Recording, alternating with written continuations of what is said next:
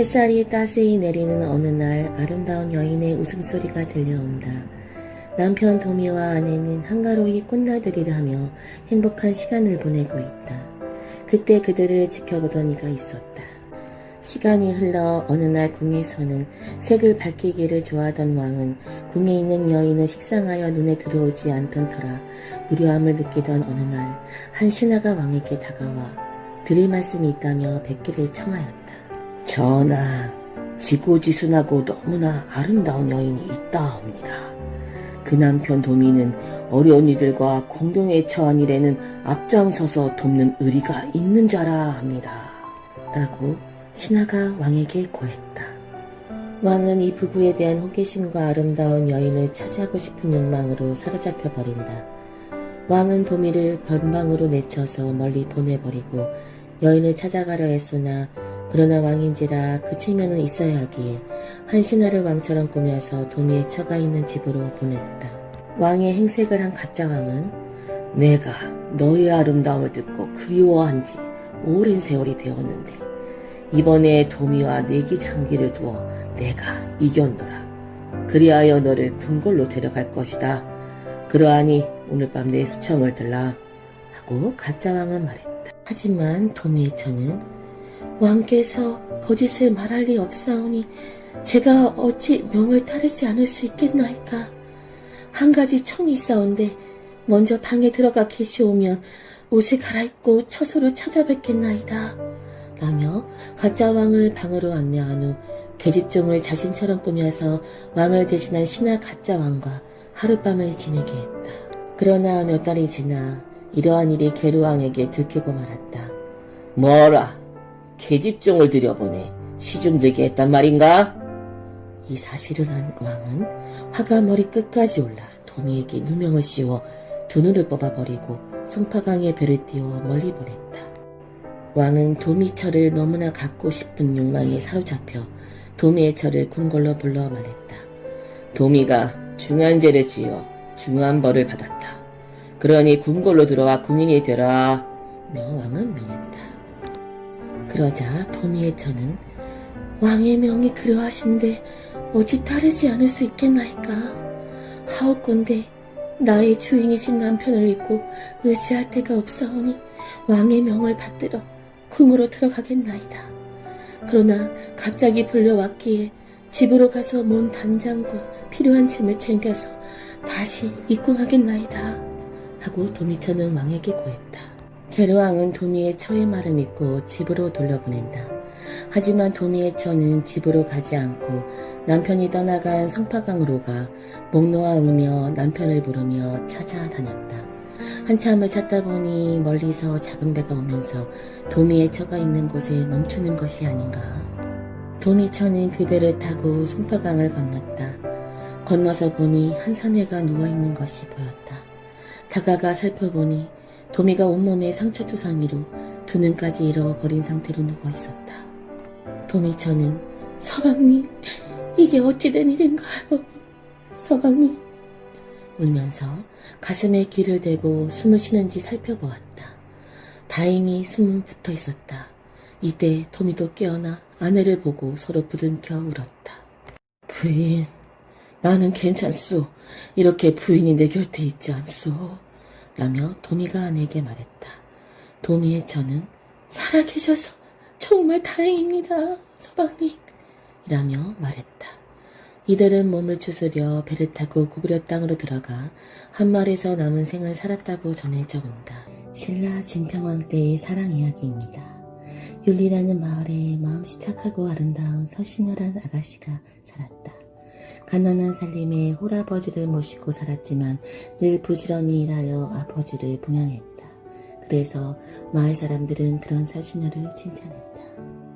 그러던 어느 날 돈 있는 거 있으면 그거 좀 다 내놔 보거라. 아버지, 제게 돈이 어디 있겠어요. 하루 벌어 겨우 입에 풀칠하는데 돈이 있을 리가 없지요, 아버지. 하고 아버지에게 말했다. 너는 맨날 돈 없다 징징대느냐? 하고 아버지가 말했다.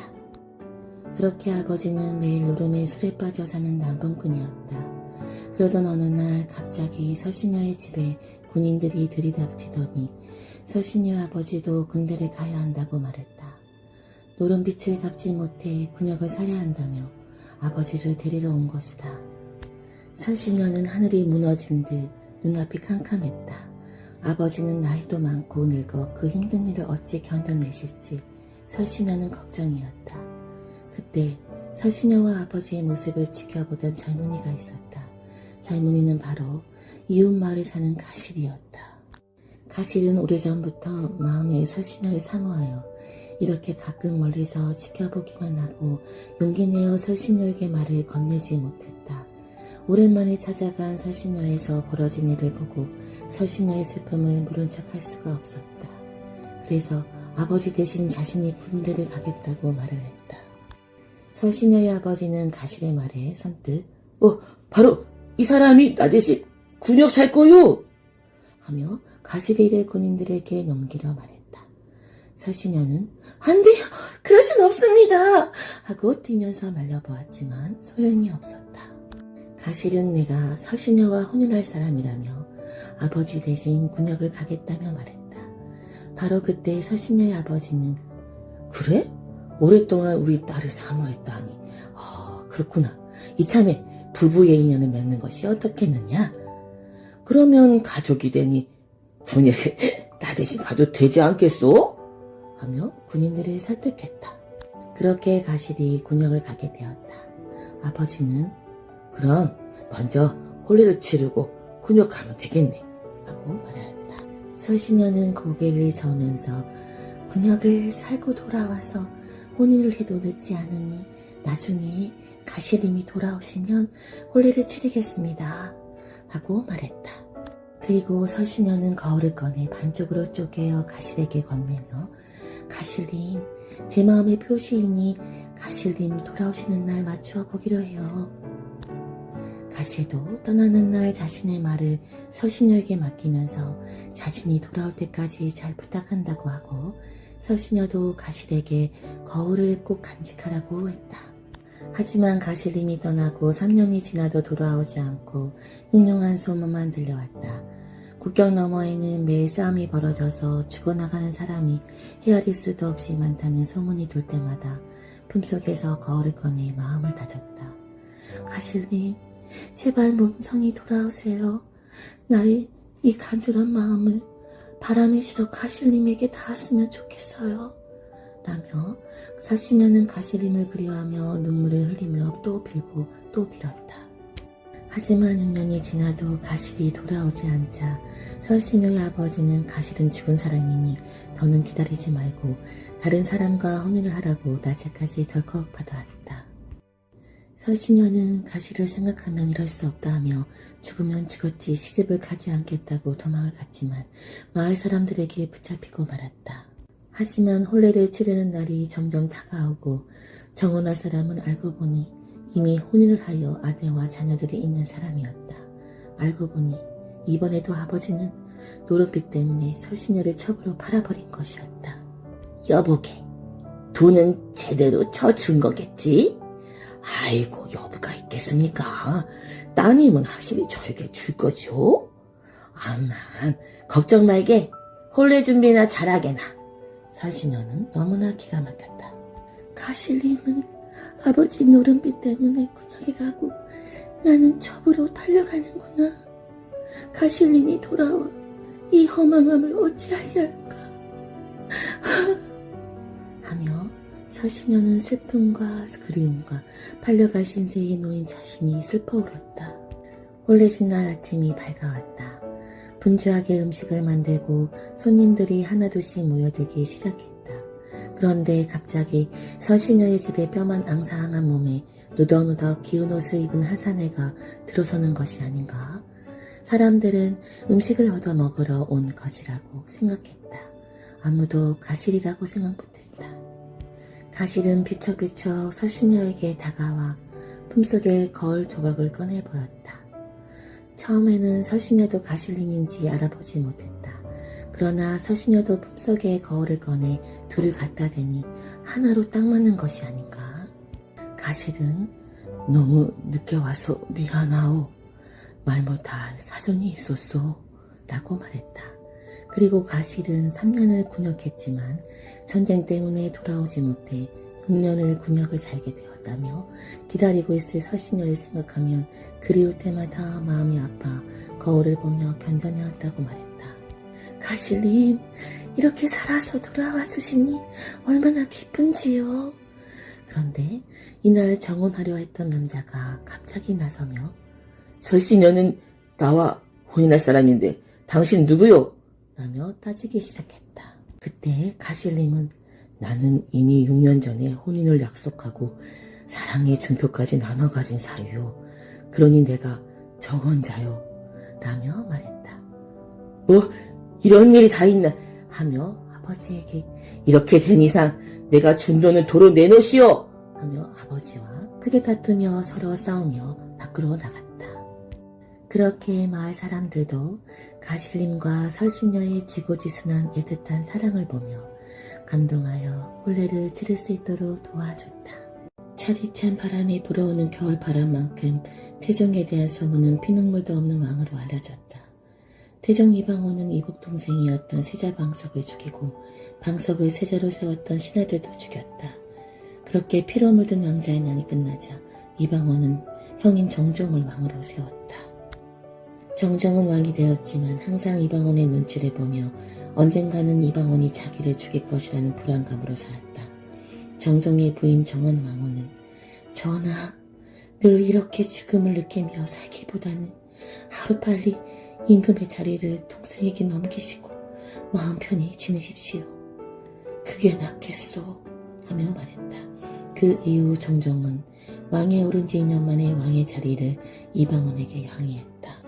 태종이 왕이 된 후에는 더욱 난폭해져서 더 강한 힘을 갖기 위해 자신의 부인 왕후의 가족들을 죽이는 것을 서슴지 않았다. 외척의 힘이 세지면 태종에게 위협이 될 수도 있기에 권력 다툼을 미리 없애버린 것이다. 하지만 이렇게 무서운 태종의 뜻에 번번이 막아서는 신하들이 있었다. 전하, 아니되옵니다. 통촉하여 주시옵소서. 신하들은 태종의 의견에 고개를 숙이며 안 된다고 말했다. 내가 무슨 말만 하면 다 아니라고 하는구나. 당장 저자들을 벌을 내리려던 태종은 아니다. 내가 다시 생각해 보도록 하겠다. 라고 화를 참으며 말했다. 무서운 태종의 말에 반대하고도 당당했던 이들은 대간이라고 불리는 신하들이었다. 태종은 자신의 말에 토를 달거나 반대하는 대간들 때문에 답답할 때가 많았다. 전하, 그래도 대간들이 없으면 다른 관리들의 행실도 감독할 수 없으니 대간들은 꼭 필요합니다. 태종 옆에 있던 상선내시가 말했다. 상선내시의 말처럼 대간들은 왕과 함께 간직에 있는 모든 사람을 감시했고 때문에 간직에 있는 사람들은 스스로 조심해야 했다. 왕은 대간들의 바른 충원이 있어 힘들지만 대간들의 바른 충원이 있어야 관리들보다 나의 권력이 더 커지니 대간들의 말은 좀 참아야겠지. 잘 생각하셔서합니다, 전하. 그러나 내 눈에 거스린 것이 또 있네. 태종이 상선의 귀에만 들리게 작은 목소리로 말했다. 그러고도 불안한지 주위를 연신 돌아보았다. 태종은 사냥을 무척 좋아했다. 대간들의 눈치 보지 않고 사냥 갈 방법을 생각하는 날도 많았다. 드넓은 평화를 달리며 자란 태종은 군이 답답해 죽을 지경이었다. 태종은 얼른 짐을 꾸려 공을 나섰다. 신하도 몇몇만 데리고 미사냥을 떠났는데 오늘따라 대간들도 별말을 하지 않았다.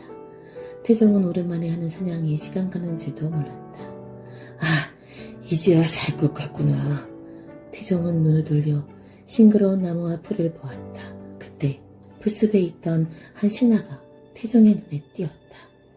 저자는 사냥터에 와서 무엇을 하고 있는 것인가?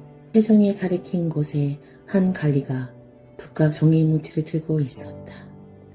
붓을 들고 있던 관리는 얼른 태종 앞에 엎드렸다. 전하, 소신은 춘추관에 속해 있는 사관 민인생묘입니다. 저희 역할은 조선의 역사를 기록하는 일입니다.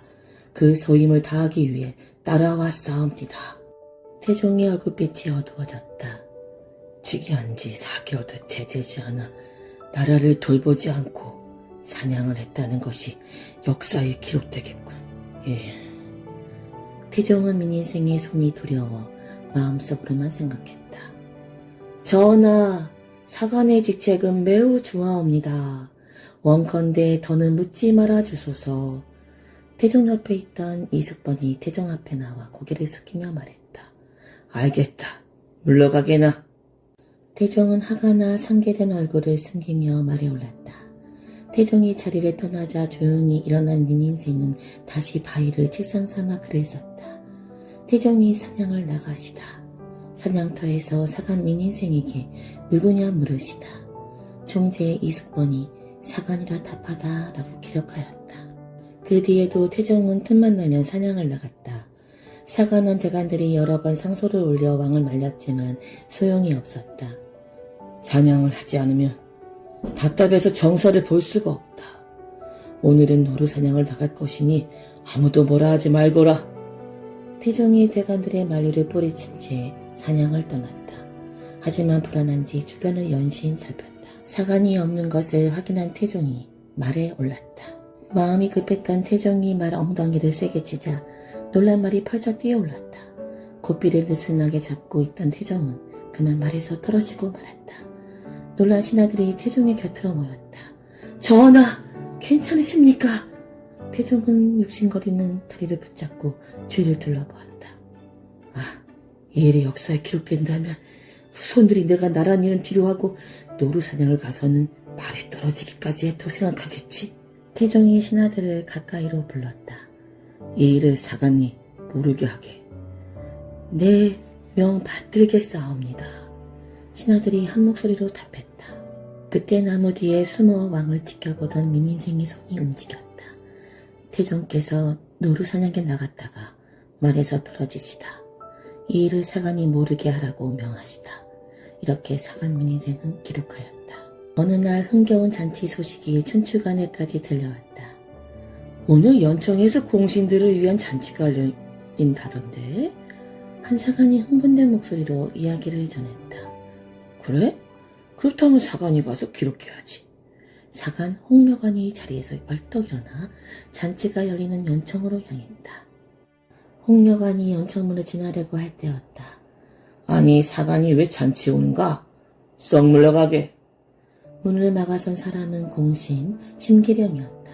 심기령은 태종이 왕이 되기 전부터 함께하던 사람으로 태종이 아끼는 신하였다.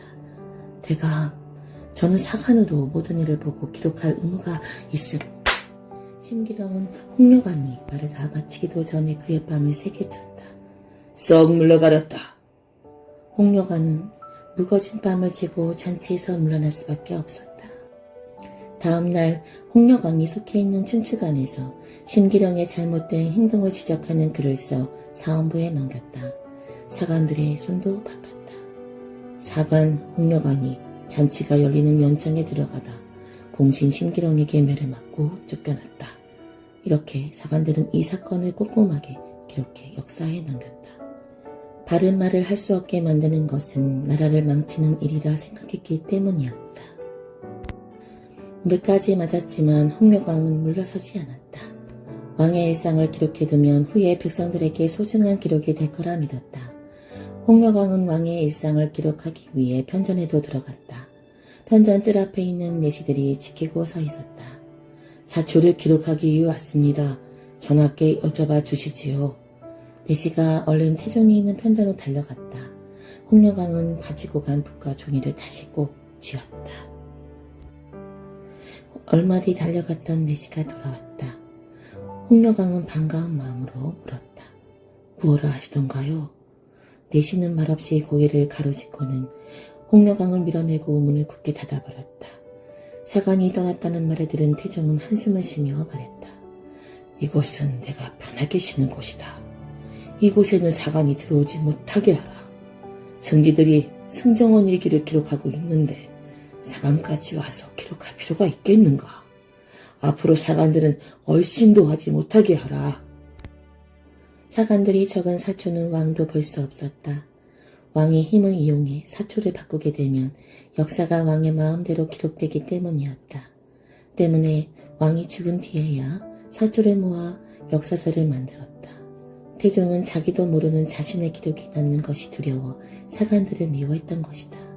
한편 홍려강이 쫓겨났다는 소식을 들은 민인생은 화를 냈다.